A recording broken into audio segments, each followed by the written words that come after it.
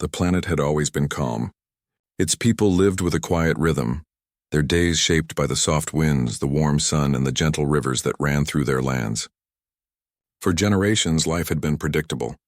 Crops grew, children played, families celebrated their small victories, and the seasons passed without extreme disruption.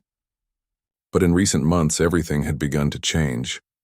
At first, it was small things. Rain came too late in the season, leaving the crops weak and dry. The rivers, which had always been generous, began to shrink, revealing cracked soil along their edges.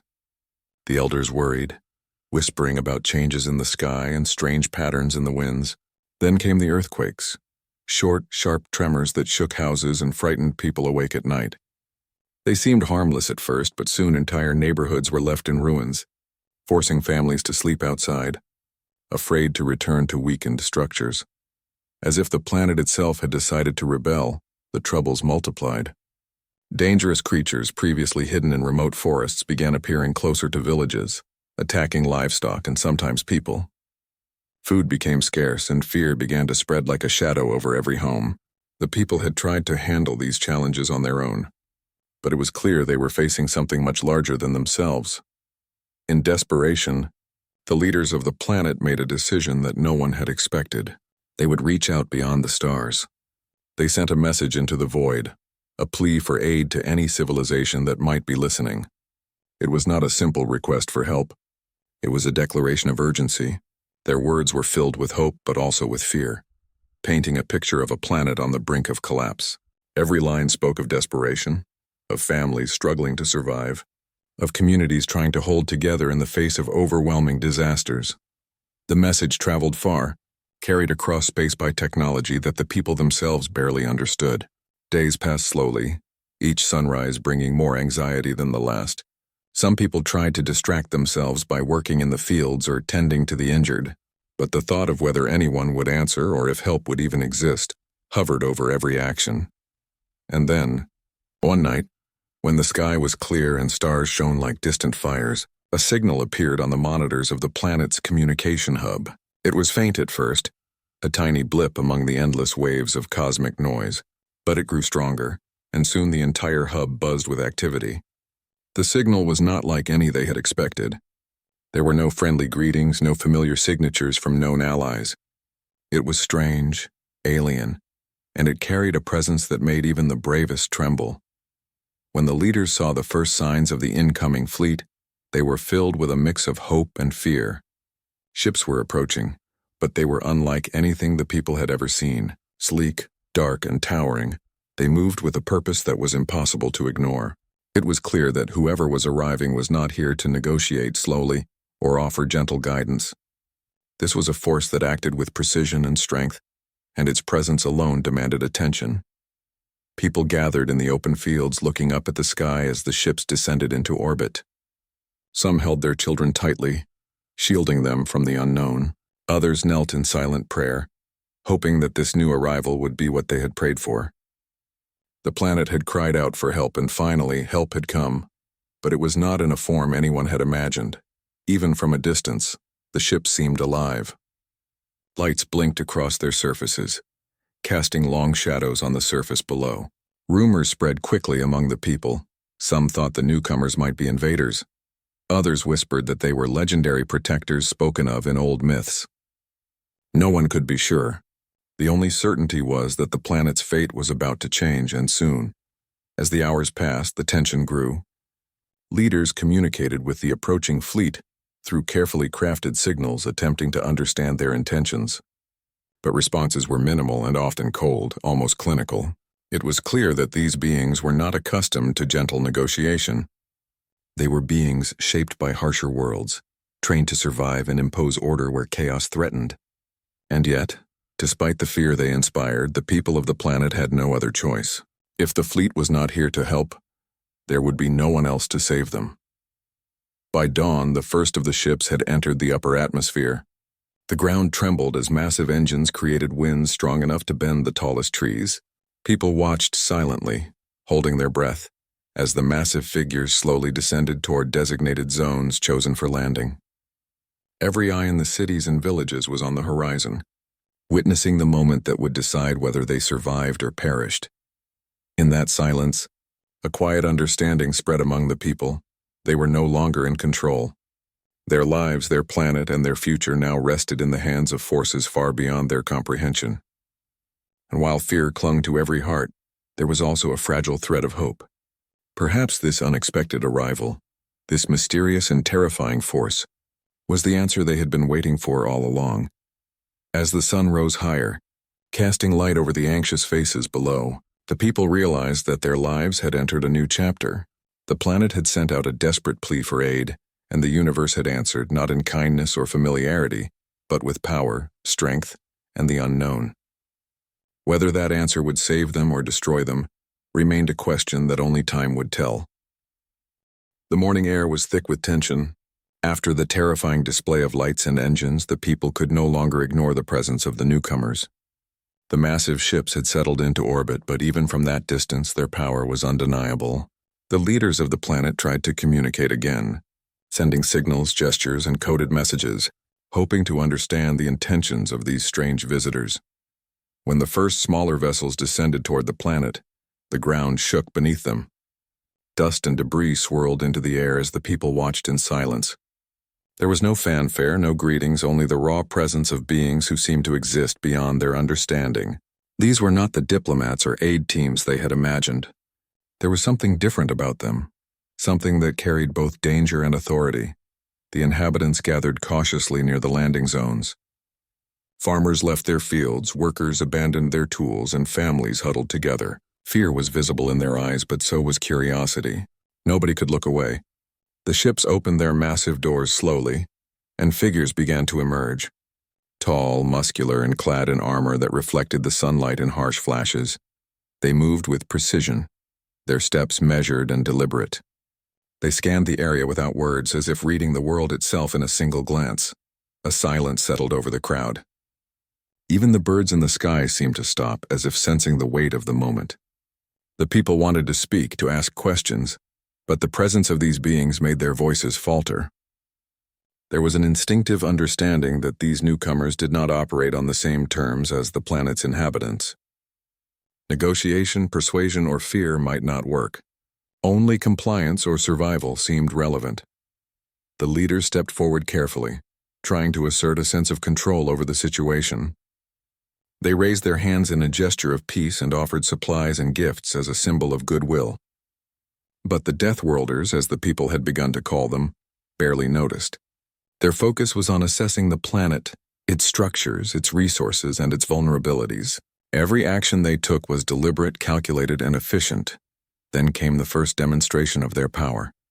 A nearby hill, previously unstable from the recent quakes, had started to slide toward a village below. Without hesitation, a figure stepped forward, placing a hand on the ground. The soil, rocks, and debris seemed to respond instantly, forming barriers that redirected the landslide away from the village. The crowd gasped in awe. This was not magic, and it was not technology as they knew it. It was raw control, a mastery over the world that the people could hardly comprehend. The awe quickly shifted to a mixture of fear and relief. On one hand, these beings were powerful beyond anything the planet had seen. On the other hand, the intervention had saved lives. It became clear that the Deathworlders were not here to destroy for the sake of it. They were here to impose order.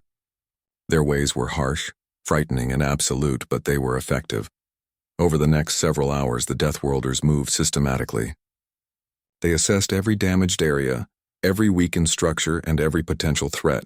Villages were reorganized, fields were secured, and unstable land was reinforced. Sometimes their methods caused panic. Houses were moved or demolished to prevent future disasters, and natural resources were redirected in ways that made sense to them, but seemed confusing or cruel to the locals.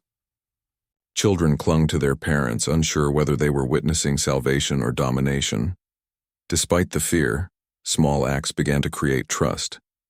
A sick child was treated with a method unfamiliar to the people, yet it worked.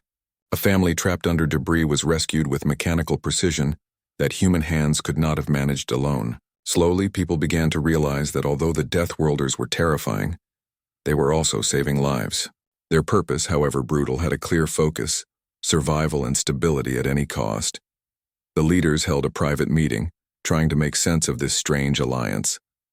They understood that they had no choice but to cooperate, but it was not an easy decision. The Deathworlders did not speak in words that the leaders could fully understand. Communication was minimal. Gestures and actions were preferred over dialogue, and decisions were often made without consultation. It was a form of leadership unlike anything they had known, absolute, uncompromising, and frighteningly effective. By evening, the first signs of change were visible. Where there had been chaos, some order was returning. Crops were reinforced with new irrigation channels that the Deathworlders had constructed, damaged homes were stabilized, and dangerous animals were either relocated or contained. It was clear that the planet's survival was now tied to the actions of these outsiders, and that dependence was both terrifying and necessary. Families began to move cautiously, venturing closer to areas they had previously avoided. Children, though scared, peeked from behind walls to watch these new saviors at work. For the first time in weeks, hope began to mix with fear. The planet was not out of danger, but it was no longer defenseless. The people realized that their lives, their homes, and their future were now intertwined with beings they barely understood. Beings whose strength and methods were both a blessing and a warning. As night fell, the sky lit with the soft glow of the Deathworlders' ships hovering above. The people could hear the low hum of engines, the faint crackle of energy, and the occasional distant sound of tools or machinery. Sleep came reluctantly, if at all, as the planet's inhabitants tried to process what they had witnessed. They were no longer alone, but the help they had received was unlike anything they had imagined. It was harsh, strange, and demanding. It required them to accept that survival might mean learning from forces they could barely comprehend. In those quiet hours, the people began to understand a truth that was both humbling and frightening. Help does not always arrive in comforting forms. Sometimes it comes in power that can overwhelm, challenge, or even terrify. And yet in this power there was also hope, a chance for survival that they could not have achieved on their own. The Deathworlders had answered their plea, and the planet had no choice but to adapt. By the end of the night, the first real changes were noticeable. Fear had not disappeared, but it was accompanied by a growing recognition that these beings, for all their strangeness and severity, were the answer to a problem that had seemed impossible. The planet had cried out for aid, and the universe had responded. The cost, however, was only beginning to become clear. The morning sun rose slowly over the planet, casting light on a world that was beginning to feel very different. The presence of the Deathworlders had changed everything. Streets that had once been filled with fear and uncertainty were now buzzing with cautious activity. Villagers, though still wary, were beginning to follow the instructions and guidance given by these formidable outsiders. The leaders knew that survival now depended on working alongside beings whose ways were harsh, yet undeniably effective. The first signs of a true alliance began to take shape. The Deathworlders did not speak like humans, and their gestures and commands were strict and sometimes frightening. Yet the people gradually learned to understand the patterns of their actions. When a building was unsafe, they were shown precisely how to rebuild it. When food supplies were scarce, they were guided on new ways to secure and store crops.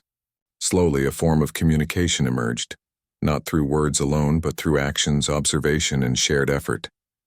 Children watched from safe distances, curious and cautious. They had never seen beings like these before. Tall, strong, and moving with precise purpose, the Deathworlders seemed almost unstoppable. But instead of harming the people, they worked tirelessly to stabilize the planet. The contrast was remarkable. They inspired both fear and admiration. It was difficult for the inhabitants to separate the two emotions, but they had to, for their own survival.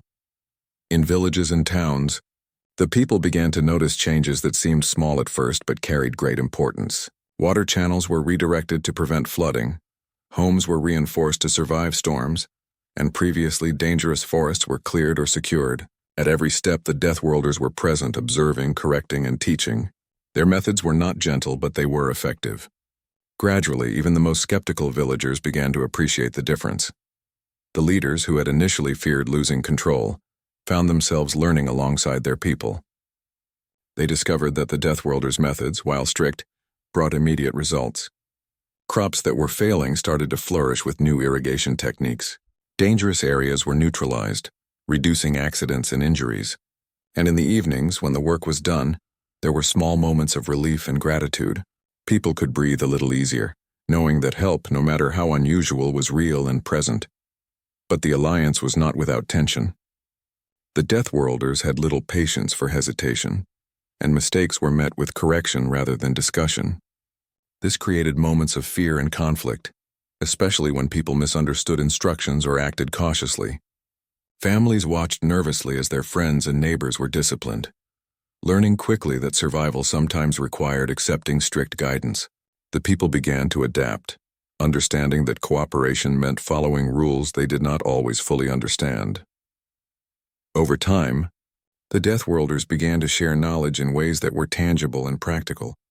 Children were taught how to identify safe paths through forests. Adults learned techniques to reinforce homes against disasters, and leaders were shown strategies to organize communities more efficiently. It was not easy, and it often required trial and error, but every lesson carried a sense of purpose. The people realized that they were not just being saved, they were being trained to survive in ways they had never imagined. Despite the fear, bonds began to form in unexpected ways. People started to notice that the Deathworlders, for all their strictness and strength, showed subtle care for life. Injured individuals were treated with skill and speed. Food was shared in measured amounts to ensure everyone survived. Dangerous animals were removed without unnecessary cruelty. These actions, small as they were, began to build a fragile trust between the planet's inhabitants and their unusual allies. Life became a balance of discipline and learning. The villagers worked hard under the watchful eyes of the Deathworlders, understanding that their cooperation was essential. Every day brought new challenges, sometimes natural disasters, sometimes structural problems. But with each success, confidence grew. People began to take initiative, applying what they had learned without direct supervision. They were no longer just following orders.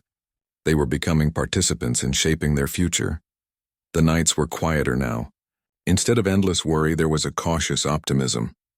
Families gathered around fires, sharing stories of the day, of tasks completed and of dangers avoided. Children spoke in hushed tones about the impressive strength and skills of the Deathworlders. The elders discussed strategies and improvements, planning for a future where the planet might survive even the harshest challenges. And yet, a lingering thought remained in every mind. This was an alliance born out of necessity, not friendship.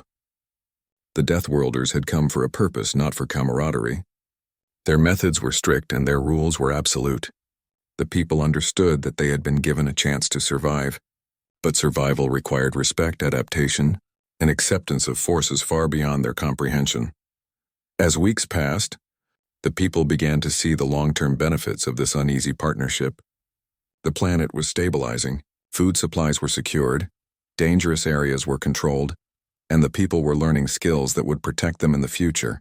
The presence of the Deathworlders, while intimidating, had changed the planet in ways that human effort alone could not have achieved. By the end of the month, a sense of routine had emerged. Villagers woke to the hum of engines and the precise movements of their allies. They worked together to repair structures, cultivate land, and prepare for challenges ahead. Trust was still cautious, but it existed. The people realized that the Deathworlders had not come to conquer or destroy. They had come to save, to enforce order where chaos had threatened to take over. The leaders understood a new truth. Survival sometimes meant accepting guidance from forces that were not familiar, not comforting, and not fully understandable. The people had been given strength, knowledge, and protection, but they had also been challenged to adapt to a reality that was harsher than they had ever known. And in that adaptation, they began to find hope.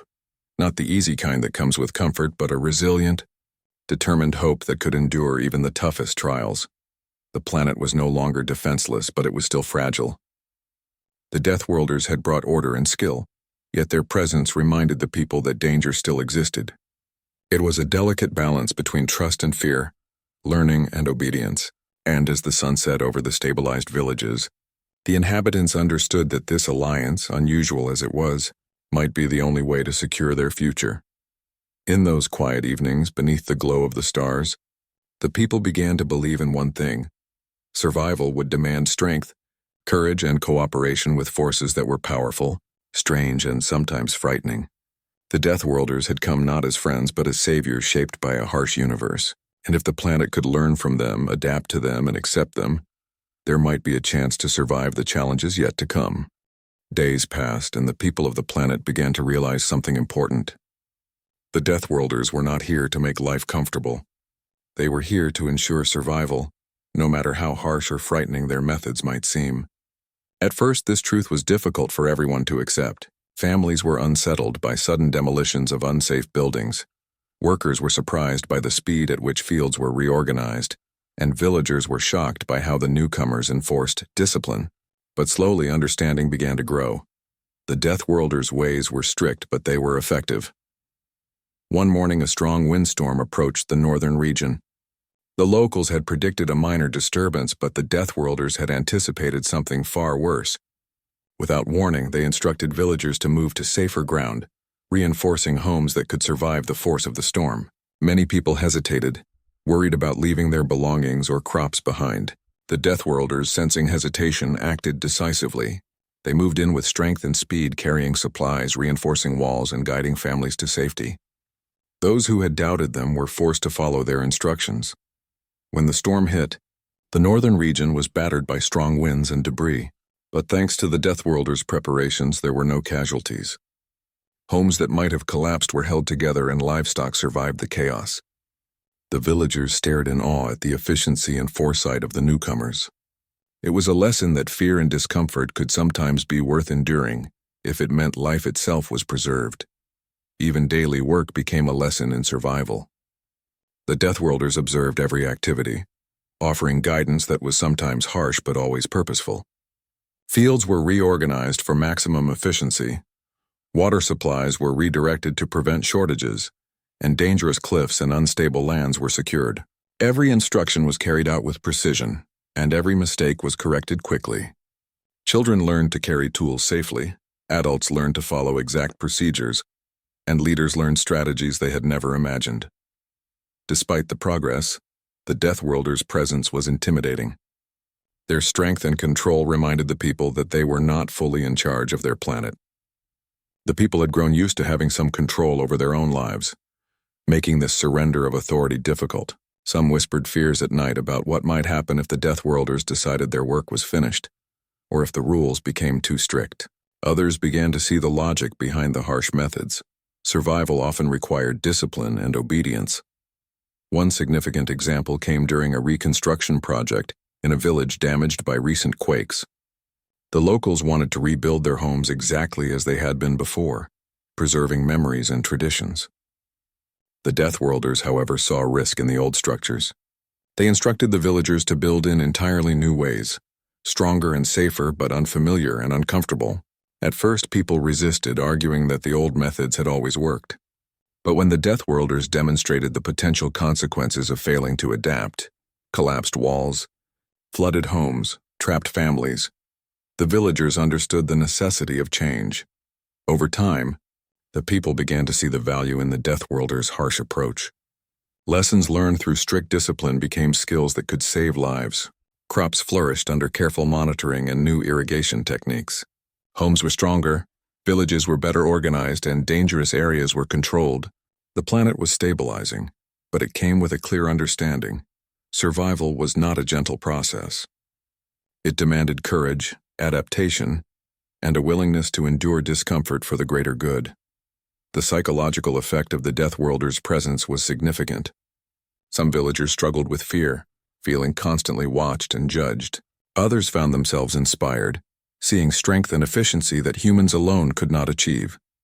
Slowly, the population began to divide into groups. Those who accepted the methods quickly and those who needed more time to understand and adapt. Leaders worked hard to mediate, encouraging patience and cooperation, reminding everyone that the end goal was survival. Even everyday life became intertwined with the Deathworlders' strict routines. Children learned early lessons in safety and efficiency. Adults adopted methods of resource management and organization that had previously seemed unnecessary or overly strict. The villagers were learning that the Deathworlders' harsh ways were not punishment, but preparation for challenges yet to come. One evening, after a long day of reconstruction and planning, the leaders gathered to discuss the progress. They realized that the Deathworlders were not only saving lives, they were teaching resilience. The planet's inhabitants were slowly becoming stronger, wiser, and more capable of handling threats. The methods were strict, even terrifying at times, but the results were undeniable. People could see the difference in their communities, in their fields, and in their confidence. The presence of the Deathworlders also forced the villagers to confront their own weaknesses. Laziness, hesitation, and indecision could no longer be ignored. Mistakes were costly, and learning from them quickly became essential. The planet's people realized that the Deathworlders' harsh guidance was shaping not just the land, but their minds, attitudes, and determination. Survival was no longer just a hope, it was becoming a skill. Over the weeks, bonds of trust began to form, small as they were. People started to appreciate the power and skill of the Deathworlders. Even if fear remained, children spoke quietly about admiration for their strength, while adults discussed new ideas for working more effectively. There was still tension and caution, but there was also recognition that these outsiders were not enemies. They were protectors with a purpose. By the end of the fourth part of this transformation, the planet had changed in ways that could hardly have been imagined a month earlier. Villages were stronger, resources were better managed, and the people had begun to accept the presence of these powerful allies. The Deathworlders' methods were not gentle, but they had instilled resilience, efficiency, and hope. As night fell, the people reflected quietly. Survival was not easy and life was not comfortable, but it was possible. The Deathworlders had taught them that sometimes help comes with challenge, and that strength and discipline can be tools for protection and growth. Fear and respect coexisted, and slowly a fragile sense of stability emerged. The planet had survived the immediate dangers, but the people knew that this was only the beginning. The lessons were harsh, the rules strict, and the challenges far from over. Yet with the guidance of these extraordinary beings, the inhabitants were learning that survival required courage, adaptation, and a willingness to embrace the unfamiliar. The future, though still uncertain, felt slightly more within reach. Weeks turned into months, and the planet was no longer the same as it had been before the Deathworlders arrived. The people had begun to adapt in ways they never thought possible. At first, everything had felt alien and frightening. The strict orders, the sudden interventions, and the sheer power of the Deathworlders had made daily life tense and unpredictable. But over time, the inhabitants discovered that these methods, though harsh, had value. They were learning to survive in ways that went beyond simple hope. They were learning skill, discipline, and resilience. Children who had once been terrified now watched closely and even began to imitate the movements and actions of the Deathworlders. They learned to move carefully in dangerous areas, to handle tools properly, and to respect the power of the environment. Play became part of training. Games involved problem-solving, speed, and teamwork, all skills necessary for survival. Parents were cautious, but they noticed that the lessons were sinking in. Fear was still present, but it was accompanied by confidence. Adults began to embrace the practices taught by the newcomers. Food supplies were managed with precision, and the villagers discovered new ways to grow and preserve crops that they had never considered before. Houses were reinforced not just for safety, but also for efficiency, making them easier to maintain in the future. Villagers worked together in ways that created a sense of community, even under the watchful eyes of their strict allies. Slowly, cooperation became second nature. The Deathworlders were patient in their own way. While their methods were harsh, they also allowed the people to practice and learn. Mistakes were corrected quickly, but there was always an opportunity to try again. The inhabitants began to see the logic behind this. Life was unpredictable, and mistakes could be costly, sometimes fatal. Learning to act with precision and foresight became a shared priority. Survival, the people realized, depended on skill, awareness, and courage, not just hope. Some of the villagers began taking initiative. They would observe how the Deathworlders handled tasks and try to replicate them on their own. Small successes built confidence. For example, a group of farmers figured out a way to redirect water more efficiently for irrigation, inspired by the techniques they had watched. Another group reinforced bridges and paths through unstable areas without needing to be told. These accomplishments were celebrated quietly but with pride. Despite the progress, challenges remained. Natural disasters still struck, sometimes unexpectedly. A sudden storm could flood fields, or an unstable cliff could collapse. But now the people had skills to face these dangers. They worked together with coordination, prepared emergency plans, and trusted the systems they had been taught. The Deathworlders were still powerful and intimidating, but the planet's inhabitants no longer felt entirely helpless. They were no longer just waiting for protection, they were participating in it. The leaders of the communities noticed a change in their people. Fear had not disappeared, but determination had grown stronger. The villagers were learning to think ahead, to anticipate problems, and to act decisively. They were becoming resilient. Meetings that had once been filled with panic and indecision now involved planning, strategizing, and discussions about improvement. The Deathworlders allowed this, observing silently, providing guidance only when necessary.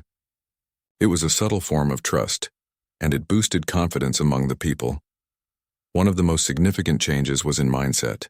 The people realized that survival required adaptability. Old habits and traditions, while comforting, sometimes needed to be adjusted for safety and efficiency. Children were taught to question and analyze, adults learned to accept guidance without resentment, and leaders learned that decision-making had to balance caution with action. Every day brought lessons, both big and small, that built resilience and self-reliance. The presence of the Deathworlders also fostered a sense of unity.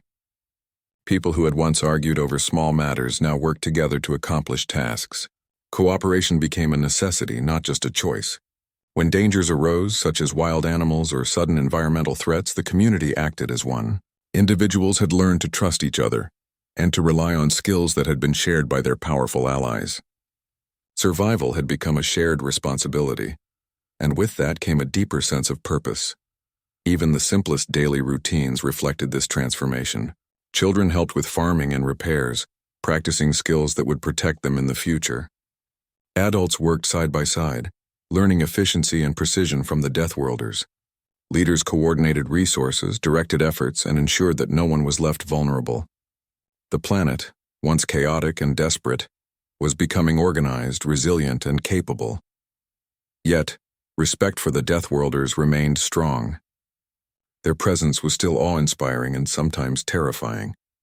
Every success came with the recognition that these beings were far stronger, wiser, and more capable.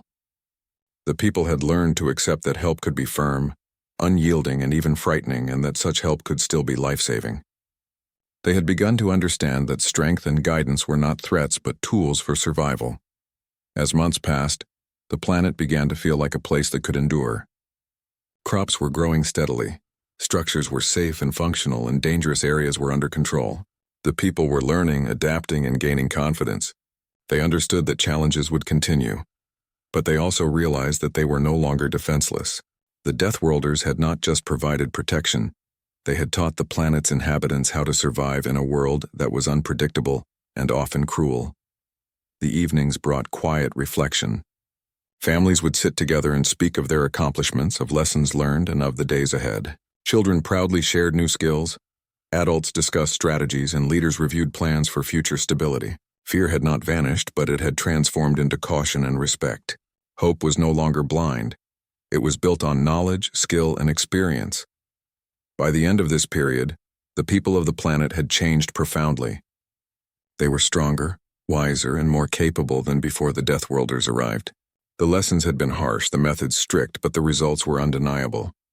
The planet had survived immediate dangers, and its inhabitants had begun to build a future where survival was possible. Even under the toughest conditions, the Deathworlders, though still imposing, had achieved their purpose. They had not only stabilized the planet, but had also prepared its people to continue surviving even if the newcomers were no longer present. The lessons were hard, the guidance strict, but the people now understood that resilience, adaptability, and cooperation were the keys to survival. And so, the planet's inhabitants faced the future with new strength. They had been challenged, taught, and transformed. Fear still lingered, but it was tempered by skill and knowledge. The people had learned that survival was not about comfort, but about courage, discipline, and the willingness to learn from forces far greater than themselves. The lessons of the Deathworlders were now embedded in every aspect of life, shaping a population that could face what came next with determination and hope. The days had grown quieter, but the planet's people could still feel the presence of the Deathworlders in every corner. The initial fear that had gripped everyone had settled into respect and cautious admiration. Crops were flourishing, homes were stronger, and dangerous areas were finally under control. The people had learned lessons they never expected to face, and slowly, they were beginning to understand what survival truly meant. Despite the progress, a sense of unease lingered in the air. The Deathworlders had completed much of the work, and now it seemed that their time on the planet was coming to an end. Rumors spread among the villagers. Some feared that once the newcomers left, the planet might fall back into chaos. Others wondered if the lessons they had learned were enough to ensure their future safety. But everyone understood that the departure was inevitable. The Deathworlders did not linger without purpose, and their mission here had been clear: stabilize, teach, and leave. As the massive ships prepared for departure, people gathered to watch one last time. Children clung to their parents. Adults stood silently, and leaders tried to maintain composure even as their hearts raced. The Deathworlders moved with the same precision and authority they had shown from the very beginning. They checked structures, monitored crops, and ensured that dangerous areas were fully secured. Every action was deliberate, leaving no room for error. The planet's leaders stepped forward, attempting to communicate final questions or gratitude. The Deathworlders responded minimally, as they always had, using gestures and subtle signals rather than words. It was clear that they were leaving, but they had also left behind something far more important than instructions or buildings. They had left behind knowledge, skills, and a new way of thinking, tools that the planet's people could use long after the newcomers were gone. As the ship slowly lifted from the ground and rose into orbit, a wave of emotion passed through the crowd. Relief, pride, and a lingering fear mingled together. The planet had survived and its people had survived, but the lesson was clear: survival required more than hope. It required courage, discipline, adaptability, and the willingness to face challenges head-on, even when help came in forms that were intimidating or unfamiliar. In the days following the departure, the people began to take full responsibility for their world. They organized themselves to continue the work that had been started. Villagers patrolled the forests to keep them safe. Workers maintained the irrigation systems, and leaders coordinated resources to ensure no one went hungry. Every action carried a sense of purpose, a reminder of the lessons taught by the Deathworlders. Children continued to practice the skills they had learned, from handling tools safely to navigating challenging terrain. Adults applied strategies for efficient work, disaster prevention, and resource management.